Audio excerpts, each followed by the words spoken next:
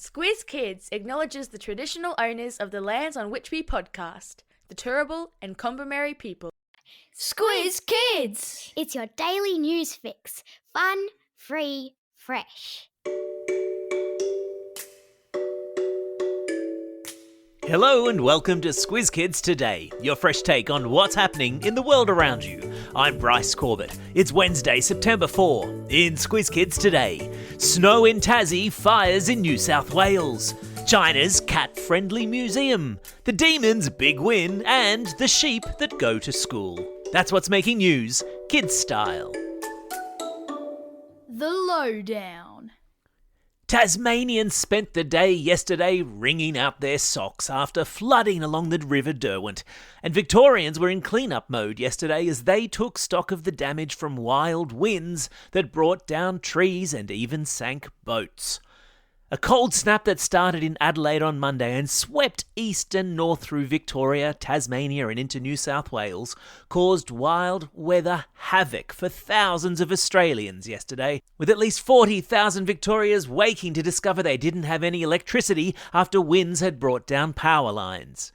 Firefighters in New South Wales were meanwhile keeping a careful eye on more than 1,000 bushfires that had broken out across the state, while down in Hobart, snow dusted the top of Mount Wellington, where temperatures of -3 were recorded and left bushwalkers needing to be rescued from icy tracks. And the wild weather wasn't just confined to land. 2 sailors had to be plucked from their yacht by a Navy rescue off the coast of New South Wales yesterday after their boat got into trouble in 6-metre seas. Whoa! Stay safe out there, people.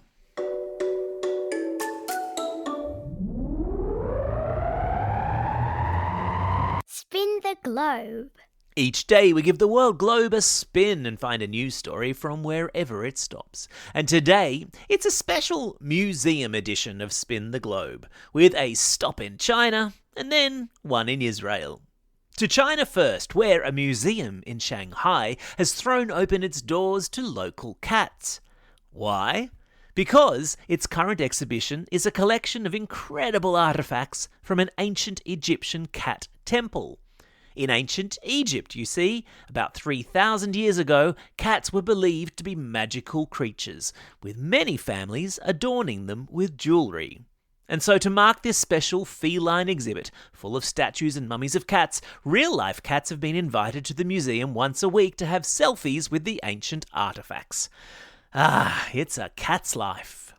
Still in museum world, but this time in Israel, remember earlier this week we told you about the little boy who accidentally knocked over and smashed a priceless 3,000-year-old pottery urn? Well, he returned to the museum at the director's invitation yesterday and was invited to take a proper look around. His last visit was cut a little bit short because he and his terrified mum did a runner after he'd smashed the priceless pottery urn. And the reason he knocked over the ancient pot? Because he wanted to see what was inside. As they say, curiosity killed the cat, or in this case, smashed the vase.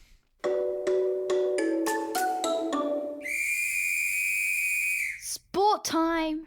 Aussie tennis player Alex de Minaur continues his excellent form this year after beating fellow Aussie and good buddy Jordan Thompson yesterday in the round of 16 in the US Open, advancing to another Grand Slam quarterfinal. The US Open is the big tennis tournament that happens every year in New York. Alex now takes on the big-hitting Brit Jack Draper in his next match, with the winner advancing to the semis. Go Demon Go! And speaking of amazing sporting achievements, our Paralympians in Paris were yesterday celebrating another haul of medals, 7 in fact, with the remarkable Alexa Leary providing a highlight in the pool, helping Australia to gold in the 4x100 metre medley relay. But it was over on the track that history was being written, when Aussie Lauren Parker took out the gold medal in the triathlon, and she will now go and compete for gold again in a completely different sport on the cycling track. Just amazing. Animal Kingdom. Hands up if your favourite school subject is maths. No? What about English? Not so many, huh? How about PE? Oh yeah, I thought that might have been the case. Okay, here's one for you. For how many of you is your favourite subject sheep? As in having sheep in the classroom and looking after them and shearing them and generally taking care of them. Because that's what a bunch of high school students in New South Wales, Victoria, Queensland and Tasmania have been doing at school these past 6 months. Taking part in a sheep challenge to see which school can produce the healthiest, happiest, woolliest animal. It's called the Merino Weather Challenge, merino being the name of a type of sheep.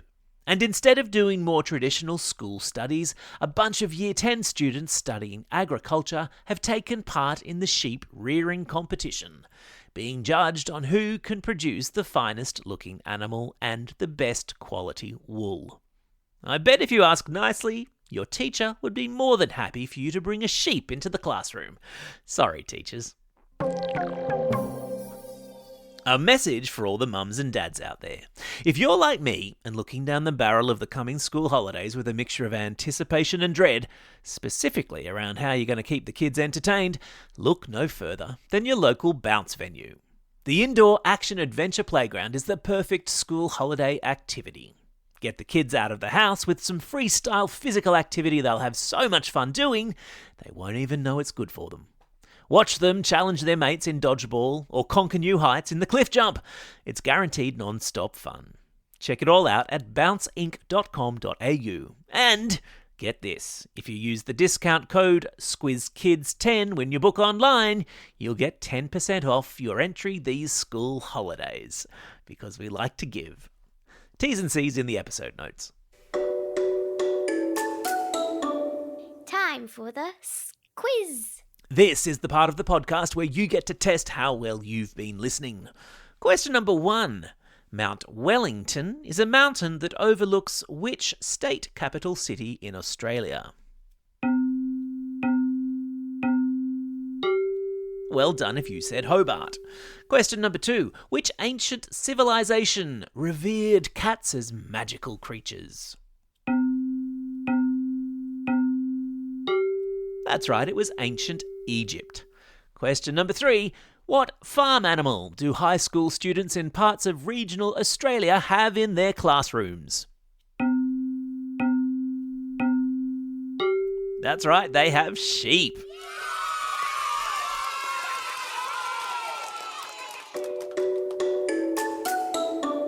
Shout-outs. It's Wednesday, September 4. Today is Indigenous Literacy Day, a great day to celebrate the power of reading and how books can transform lives. I've stuck a link in today's episode notes to the website where Jess Malboy will be live streaming a special event this morning. It's also a special day for these Squiz kids celebrating a birthday today.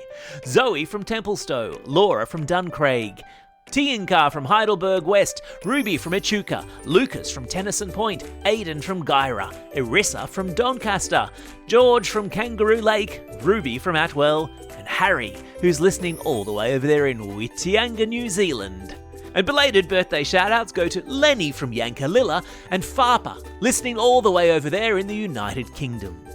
And today's classroom shout-outs go to Class 4H and Ms Hicks at John College School in Belrose, to Class 5, 6S and Mr Sargent at Tregear Public School, to Classes 4, 5 and 6 with Mrs Kennis at Aspect School in Wagga Wagga, to Class LA10 with Mrs Joyce at Atwell Primary School, the kindergarten classes with Miss Anderson and Mr Price at Redland School in Cremorne, and Class 4H at Olashaw Nigerian Public School.